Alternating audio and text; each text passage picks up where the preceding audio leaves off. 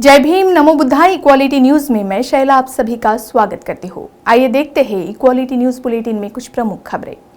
भीमा कोरेगांव में 1818 की जंग की 204वीं वर्षगांठ है।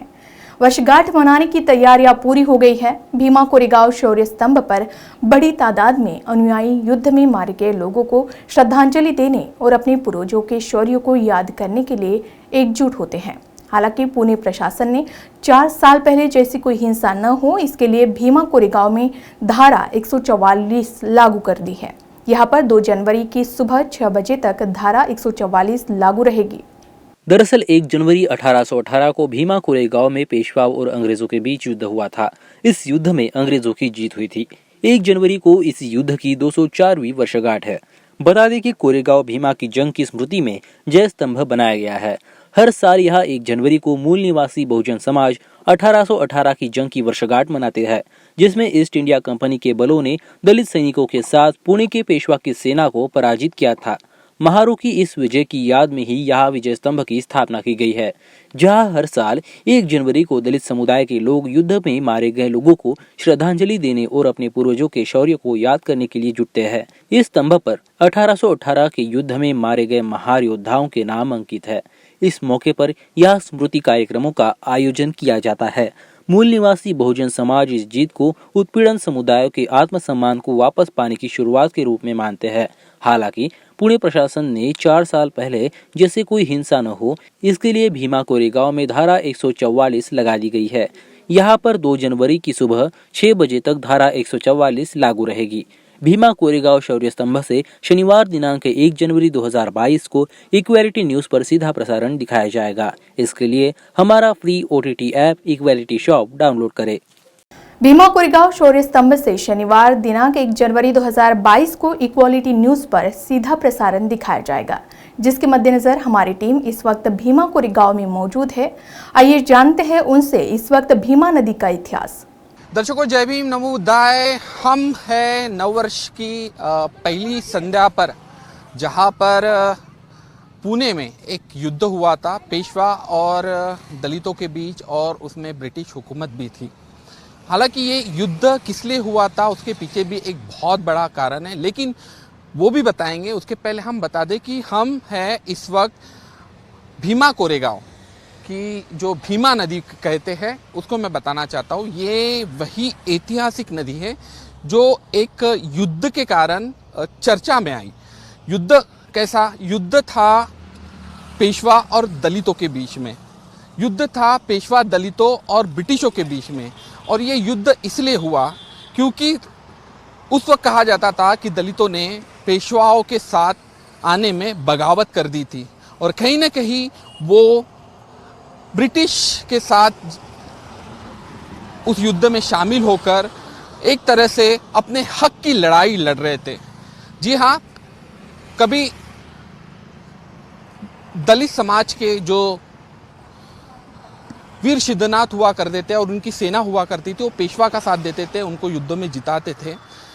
लेकिन जब कई सारे युद्ध दलितों के सहारे पेशवाओं ने जीते, या फिर बोल सकते हैं कि उनके सहारे उन्होंने युद्ध जो जीते थे, उसके बदले में जो सिद्धनाथ और उसके जो लोग थे, उनका समाज था, दलित समाज था, वो कहीं ना कहीं एक हक के लिए लड़ पड़ा था। हक कैसा? कि उनको कम से कम इतना हक मिले, उनको ज़मीन दी जाए ताकि वो अपना संसार और अपनी उपजीविका और बाकी की चीज़ें चला सके। लेकिन उस वक्त पेशवाई इतनी गुरूर में थी, इतनी मगरूरियत में थी कि उसके कारण कुछ भी संभव नहीं हो पाया। और पेशवा द्वितीय ने साफ ये कह दिया कि हम महारों को, हम दलितों को, हम वीर सिद्धनाथ के और उसके साथियों को 1 बीघा क्या, हम उसको सुई की नोक इतनी भी जमीन नहीं देंगे। ऐसे में वीर सिद्धनाथ करते क्या? उन्होंने अपने आत्मसम्मान के लिए पेशवाओं का साथ देना बंद कर दिया, और यही बात पेशवाओं को खटकी। और उसके बाद में उन्होंने अंग्रेजों के साथ मिलकर एक लड़ाई लड़ी, जिसे आज हम भीमा कोरेगांव की लड़ाई के नाम से जानते हैं। इस लड़ाई की विशेष बात जो थी, वो थी कि ये नदी, इस नदी के भीतर ये लड़ाई लड़ी गई थी। कहते हैं इतिहासकारों के मुताबिक महार समाज के लोग जो कि वीर सिद्धनाथ के साथ जो थे 500 महार इसी भीमा नदी में करीब 1.5 से 2 दिन के तक पेशवाओं की राह देख रहे थे। उधर से पेशवा सेना आने वाली थी और पेशवा सेना की जो ताकत थी उस वक्त वो 28,000 के आसपास थी और 500 महार। हालांकि उसमें ब्रिटिशों का भी उनको साथ मिला। ब्रिटिशों के साथ लड़कर महार जो थे वो वीर सिद्धनाथ उन्होंने ये लड़ाई लड़ी थी। लेकिन अपने आप में अमल करने वाली बात है कि 500 महारों ने 500 उन लोगों ने जो कि पेशवाओं के उपेक्षा का शिकार हो गए थे सारी चीज़ों को देखते, उन्होंने एक ऐसी लड़ाई लड़ी जिसे कतई जीता नहीं जा सकता। बावजूद इसके वो जीते और अपने दम पे जीते और वो इतिहास बना भीमा कोरेगांव का और ये नदी उसी के लिए गवाह है। लेकिन 1 जनवरी 1818 की ये बात मैं आपको बता रहा हूँ, आज उसको 204 वर्ष पूरे हो रहे और इस 204वें वर्ष में हम आपको फिर से उसी ऐतिहासिक जगह पर लेके आएंगे। वो यहाँ से विजय स्तंभ को मैं बताना चाहता हूँ। हालांकि वो विजय स्तंभ है, उसके बारे में भी, उसके इतिहास के बारे में भी हम जानेंगे कि वो विजय स्तंभ उसके बाद में अंग्रेजों ने जिस तरह से जो अंग्रेजी हुकूमत थी उस समय और अंग्रेजों ने शौर्य महारों के जो कि बलिदान के लिए जो उन्होंने जो इतिहास बनाया उसके लिए वो स्तंभ बनाया जिसे भीमा कोरेगांव स्तंभ के नाम से भी जाना जाता है। आखिर इतने सालों का इतिहास क्यों पीछे रह गया और उसे किसने सामने लाया, तो उसके पीछे भी एक रीज़न है कि 1 जनवरी 1927 को महामानव डॉक्टर बाबा साहब अम्बेडकर यहाँ पर आते हैं और उनके इतिहास को जीवित करते हैं। मतलब वो यहाँ पर आते हैं और उनके इतिहास को जीवित करते हैं और उनके इतिहास इस जो कि स्तंभ है, जो कि विजय स्तंभ जो बनाया गया है यहाँ पर कोरेगांव में, उसे नमन करते हैं और अभिवादन करते हैं। सालाना 1 जनवरी के मौके पर एक ऐसा कार्यक्रम यहाँ पर उस दिन से, मतलब 1 जनवरी 1927 की अगर बात की जाएगी तो उस दिन से लेकर आज तक यहाँ पर अम्बेडकरवादी अनुयायी बड़ी संख्या में आते हैं और यहाँ पर अभिवादन करते हैं उन 500 शूर महावीरों को, उन 500 जाबाजों को जिन्होंने पेशवाओं को धूल चटा दी थी। क्योंकि वो एक लड़ाई थी, संघर्ष की लड़ाई थी, वो एक लड़ाई थी, अपने हक की लड़ाई थी और उसी को नमन करते हुए डॉक्टर BR अम्बेडकर भी उन सारी गतिविधियों को जानते हुए, क्योंकि बाबा साहब ने भी अपने जीवन में बहुत अत्याचार सहा, काफ़ी जातिगत संघर्ष देखा और उन्हीं सारी चीज़ों को देखते हुए बाबा साहब ने भी ये कहा कि इस इतिहास को जीवित किया जाए। और असल में ऐसा हुआ है कि पिछले कुछ वर्षों में ये इतिहास जीवित हो गया। जो लोग भीमा कोरेगांव नहीं जानते थे वो लोग भीमा कोरेगांव को जानने लगे। लेकिन पिछले 2 वर्ष अगर देखा जाएगा तो कोविड संक्रमण के कारण काफ़ी ये प्रभावित हुआ। लाखों की संख्या में यहाँ पे लोग आते हैं, उस विजय स्तंभ को अभिवादन करते हैं और यहाँ से बहुत कुछ लेके जाते हैं, बाबा साहब को अभिवादन करते हैं। लेकिन पिछले 2 वर्ष में ये सब कुछ नहीं हो पाया, ये संभव नहीं हो पाया।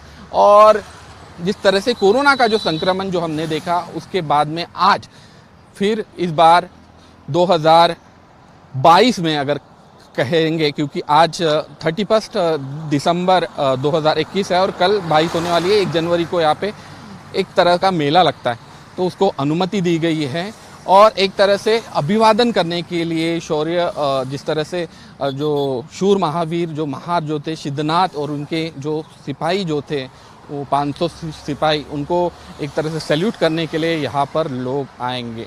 मतलब वो हक की लड़ाई थी। और आज भी कई भी जातिगत जो भी तनाव है, जिस तरह से पिछड़ों को, शोषितों को, दलितों पर जिस तरह से अन्याय होता है, उसके खिलाफ कहीं ना कहीं जय भीम का नाम लेकर लोग आगे बढ़ते हैं और बाबा साहब को अभिवादन करते हैं और बाबा साहब के बनाए हुए कानूनों का पालन करते हुए उन सारी चीज़ों का भी ये कर रहे हैं।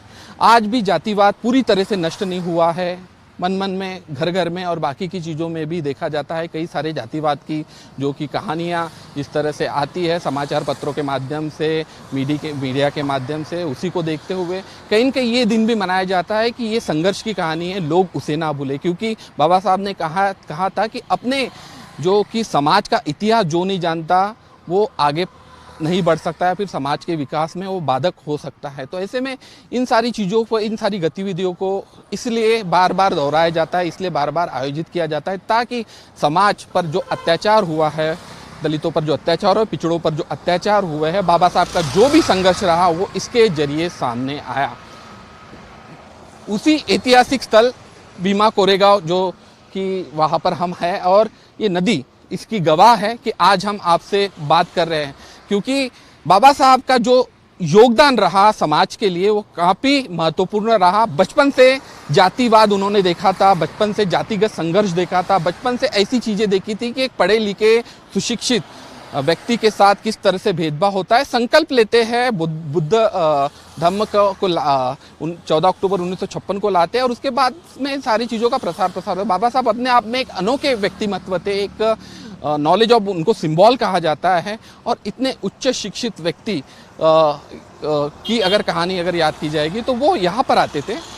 1 जनवरी 1927 से को यहाँ पर पहली बार आए थे, और उसके बाद में वो सारी चीज़ों को देखा गया। तो कई सारी जो प्रशासन की तरफ से जिस तरह से सुविधाओं का जो इंतजाम किया गया है, जिस तरह से सुविधाएं यहाँ पर लाई गई है, कोरोना नियमों का पालन करते हुए यहाँ पर लोग कल आने वाले हैं। हालांकि इस साल भी कोविड नियमों को ध्यान में रखते हुए कहीं ना कहीं चाक चौबंद पुलिस व्यवस्था लगाई गई है।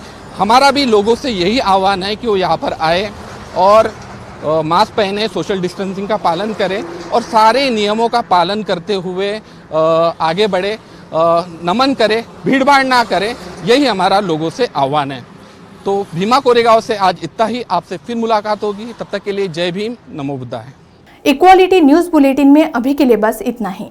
भीमा कोरेगांव में 1818 की जंग की 204वीं वर्षगांठ है, जिसके उपलक्ष्य में भीमा कोरेगांव शौर्य स्तंभ से शनिवार दिनांक 1 जनवरी 2022 को इक्वालिटी न्यूज पर सीधा प्रसारण दिखाया जाएगा। इसके लिए हमारा free OTT app equality shop download जरूर करें और सब्सक्राइब करना ना भूलें। जय भीम, नमो बुद्धाय।